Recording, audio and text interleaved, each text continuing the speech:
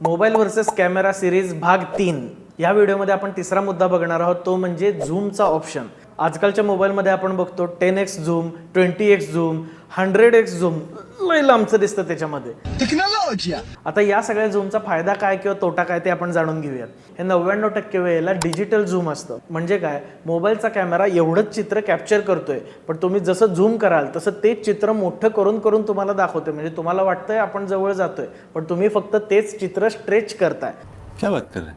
त्यामुळे होतं काय, हे झूम डिजिटल असल्यामुळं जेवढं तुम्ही जास्त झूम कराल तेवढा तुमचा फोटो खराब होतो, पिक्सलेशन दिसायला लागतं। त्यामुळे तुम्ही बघितलं असेल 100x झूम जरी असलं मोबाईलमध्ये तरी त्या 100x झूमला आपण फोटो काढला तर तो एवढा क्लिअर येत नाही, खूप असा विचित्रच येतो।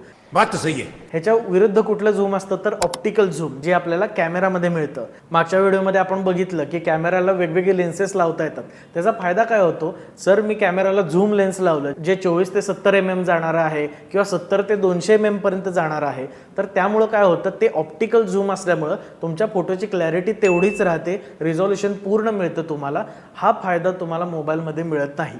तर या व्हिडिओनंतर स्कोर आहे मोबाईल 0 कॅमेरा 3। पुढचा मुद्दा आपण पुढच्या व्हिडिओमध्ये बघूयात। त्यासाठी लाईक, शेअर आणि फॉलो करायला विसरू नका। जय श्री पिक्सेल प्रसन्न।